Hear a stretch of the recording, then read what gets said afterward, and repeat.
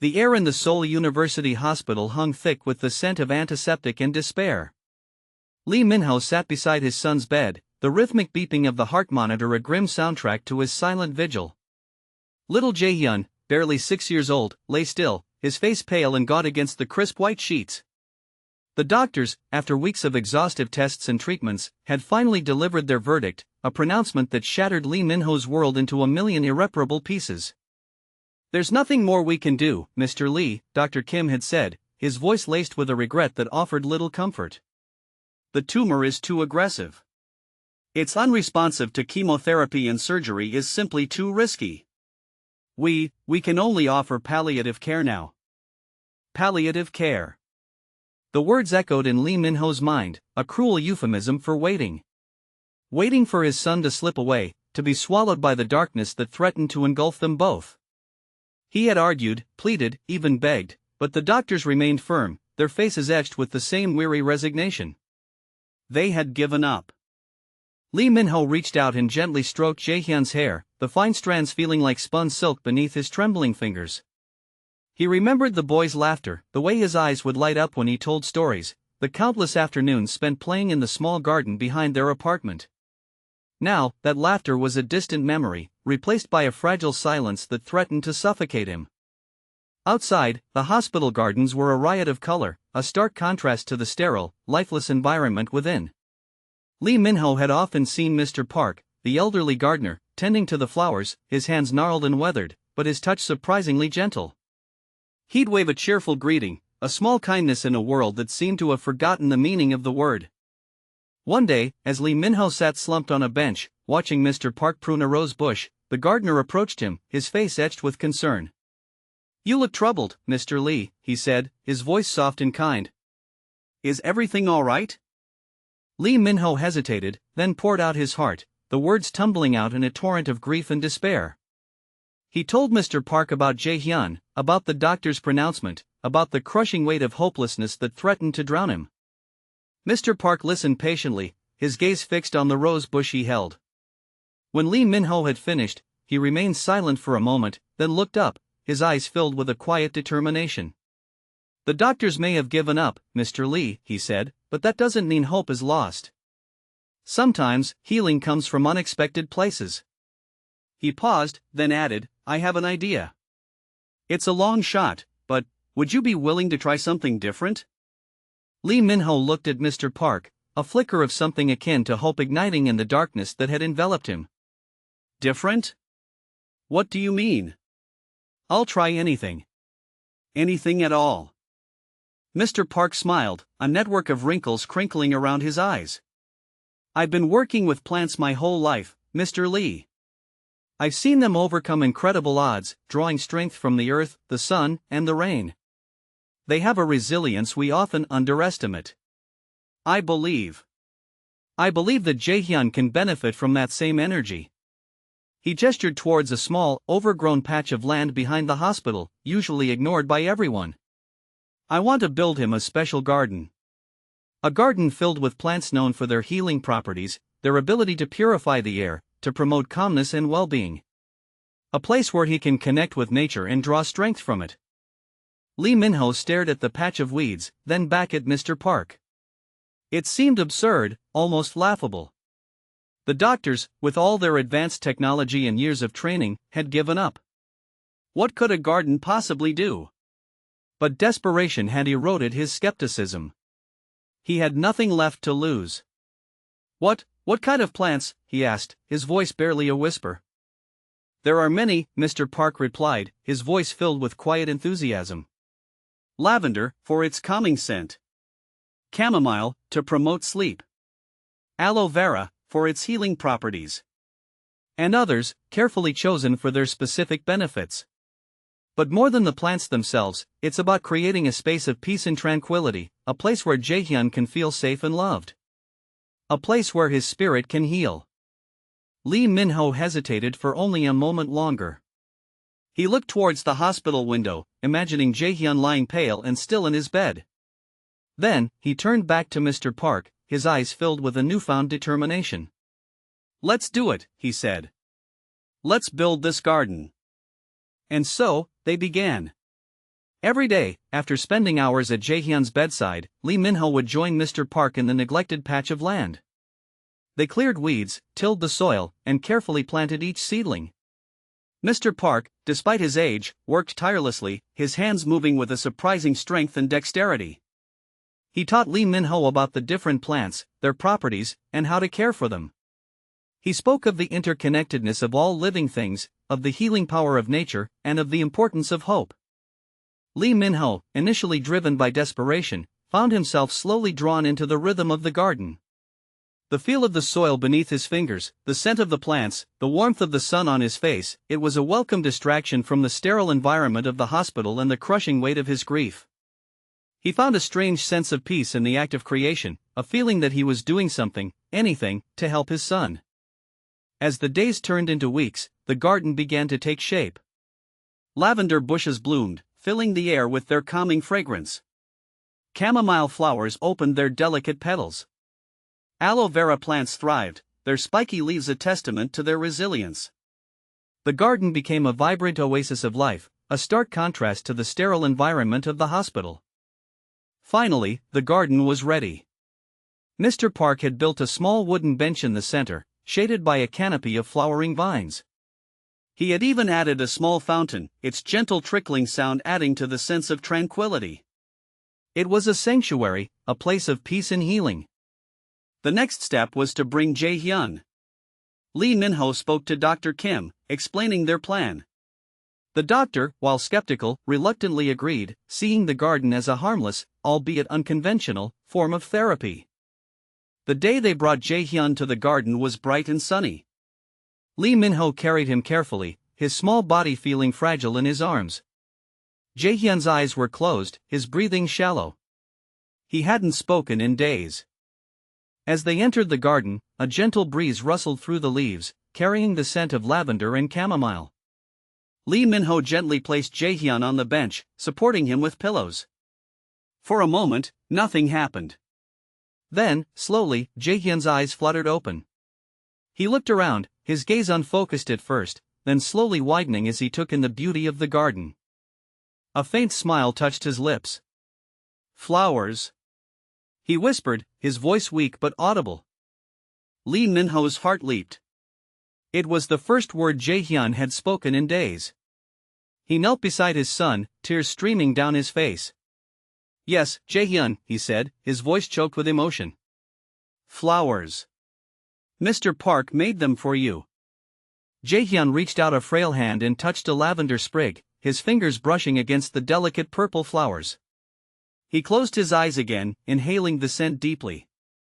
A look of peace settled on his face. They spent the rest of the afternoon in the garden. Jaehyun remained mostly silent, but his breathing seemed easier, his face less gaunt. Lee Min-ho sat beside him, holding his hand, feeling a sense of hope he hadn't felt in weeks. In the days that followed, Lee Min-ho brought Jaehyun to the garden every day. Slowly, gradually, Jaehyun began to improve. He started eating again, his appetite returning. He began to talk, his voice growing stronger. He even started to play, albeit weakly, in the garden, chasing butterflies and watering the plants. Dr. Kim, initially skeptical, was astonished by Jaehyun's progress. He ordered more tests, and the results were even more surprising. The tumor, which had been relentlessly growing, had begun to shrink. Not significantly, but measurably. It was a miracle. The doctors couldn't explain it. They attributed it to a spontaneous remission, a rare and unpredictable phenomenon. But Lee Min-ho knew better. He knew that the garden, the love and care that had gone into it, and the healing power of nature had played a role in Jaehyun's recovery. One evening, as the sun set over the hospital gardens, casting a golden glow over the flowers, Lee Min-ho found Mr. Park tending to the rose bushes. He approached him, his heart filled with gratitude. "Thank you, Mr. Park," he said, his voice thick with emotion. "You saved my son's life." Mr. Park smiled, his eyes twinkling in the fading light. "I didn't save his life, Mr. Lee," he said. "I simply reminded him of his own strength, his own ability to heal. The garden was just a catalyst. The real miracle came from within."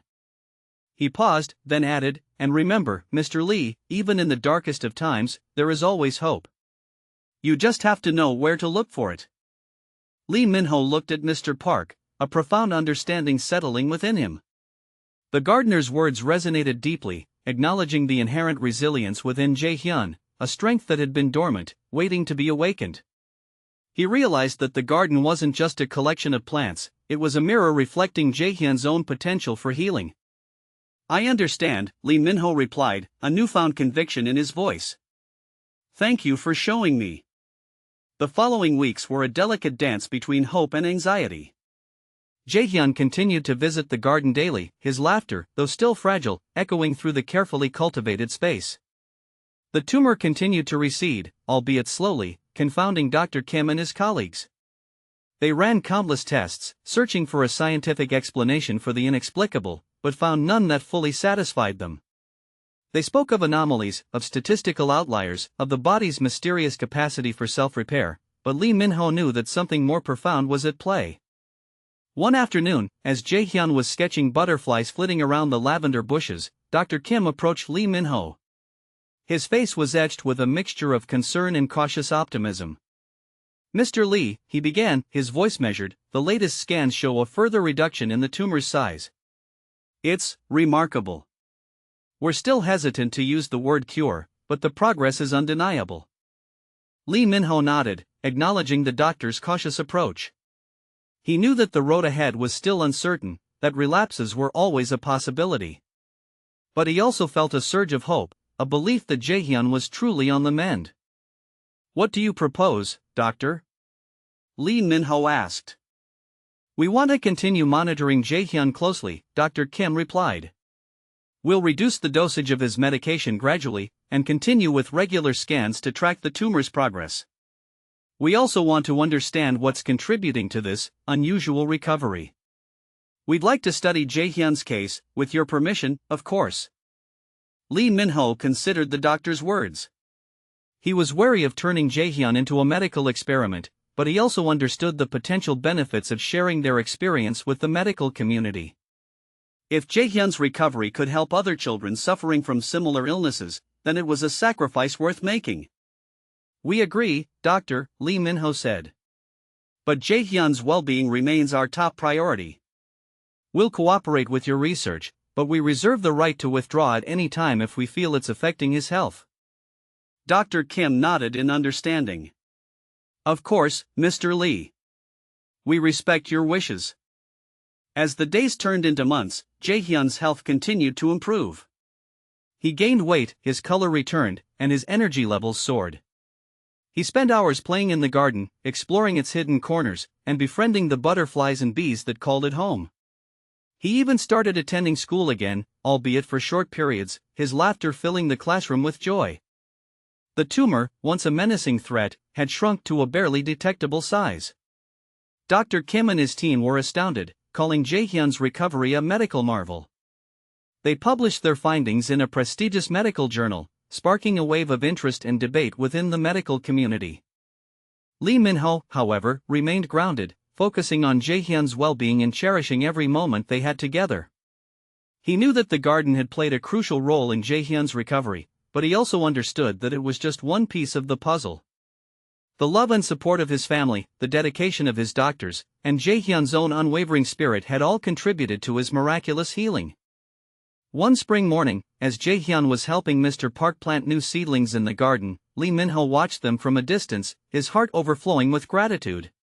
He saw Jae-hyun, no longer a frail and sickly child, but a vibrant and energetic boy, full of life and laughter. He saw Mr. Park, his face etched with wisdom and kindness, guiding Jae-hyun with gentle hands. And he realized that they had all been touched by something extraordinary, something that transcended the boundaries of science and medicine. They had witnessed the power of hope, the resilience of the human spirit, and the healing magic of nature. He walked towards them, a smile spreading across his face. "What are you planting, Jae-hyun?" he asked. "Sunflowers, Appa." Jae-hyun exclaimed, his eyes sparkling with excitement. "Mr. Park says they'll grow tall and strong, just like me." Lee Min-ho chuckled, ruffling Jae-hyun's hair. "That's right," he said. You're both going to grow tall and strong together. As they stood together in the garden, bathed in the warm sunlight, Lee Min-ho knew that they had faced the darkness and emerged into the light. They had learned the importance of hope, the power of love, and the beauty of life. And they would never forget the gardener who had built something that caused a miracle. Mr. Park straightened up, a soft smile gracing his lips. Sunflowers always turn their faces towards the sun, Mr. Lee. A good lesson for all of us, wouldn't you agree? He winked, a playful glint in his eyes. Lee Min-ho nodded, his gaze sweeping across the vibrant garden. It was more than just a collection of plants, it was a sanctuary, a testament to the restorative power of nature. He had initially dismissed Mr. Park's eccentric methods, his insistence on organic fertilizers and holistic remedies, as mere superstition. But now, standing amidst this thriving oasis, he couldn't deny the tangible results. Mr. Park, Lee Min-ho began, his voice filled with genuine gratitude, I don't know how to thank you. You gave us hope when everyone else had given up. Mr. Park waved his hand dismissively. Nonsense, Mr. Lee. I simply provided the soil. Jae-hyun's own spirit, and the love surrounding him, did the rest. A garden needs tending, but it flourishes from within. As the seasons changed, Jae-hyun continued to thrive. The medical community remained fascinated by his case, conducting numerous studies and analyses. They examined everything from his diet and sleep patterns to the air quality in his home and the composition of the soil in the garden. They were searching for a scientific explanation for his miraculous recovery, a key that could unlock new treatments for other children battling cancer. Lee Min-ho, however, found himself increasingly skeptical of their efforts. He appreciated their dedication, but he couldn't shake the feeling that they were missing something essential. They were focusing on the tangible, the measurable, while overlooking the intangible, the immeasurable. They were dissecting the miracle, trying to understand its mechanics, without appreciating its inherent mystery. One evening, as he was reading to Jae-hyun in his bedroom, he noticed a small, hand-drawn picture tucked inside his son's favorite book. It was a simple drawing, depicting Jae-hyun, Mr. Park, and himself standing in the garden, surrounded by sunflowers and butterflies. Above them, a bright sun shone down, its rays extending like gentle hands. Who drew this, Jae-hyun? Lee Min-ho asked. Jae-hyun giggled. Mr. Park helped me. He said it's a picture of our happy place. Lee Min-ho smiled, his heart swelling with affection. He realized that Jae-hyun understood something that the scientists couldn't grasp. He understood that his recovery wasn't just about medicine and science, it was about hope, love, and connection. It was about finding joy in the simple things, appreciating the beauty of nature, and surrounding himself with people who cared. As Jae-hyun drifted off to sleep, Lee Min-ho sat by his bedside, gazing at his peaceful face. He knew that their journey was far from over. There would be challenges ahead, setbacks and uncertainties. But he also knew that they were stronger now, more resilient, more connected to something larger than themselves. They had found their happy place, a sanctuary where hope bloomed and miracles happened. A few years later, Jae-hyun was a healthy, energetic young boy, excelling in school and pursuing his passions with boundless enthusiasm. He still spent hours in the garden with Mr. Park, learning about the intricacies of nature and the importance of respecting the earth. He had become an advocate for environmental awareness, inspiring his classmates and teachers to adopt more sustainable practices. Dr. Kim, who had initially been skeptical of Mr. Park's methods, had become a convert, incorporating elements of holistic healing into his medical practice. He recognized that while modern medicine was essential, it was only one piece of the puzzle.